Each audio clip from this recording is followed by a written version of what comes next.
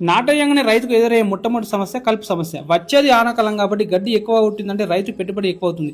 అందుకే నేను ఈరోజు సికోసా కొంత పొలానికి, బెంటిలా కొంత పొలానికి నాటేసిన 3 రోజులలోపు చల్లుతున్నా. ఈ సికోసాని నేను గత 3 సీజన్ల నుంచి వాడుతున్నా. గడ్డి మాత్రం అస్సలు పడలేదు.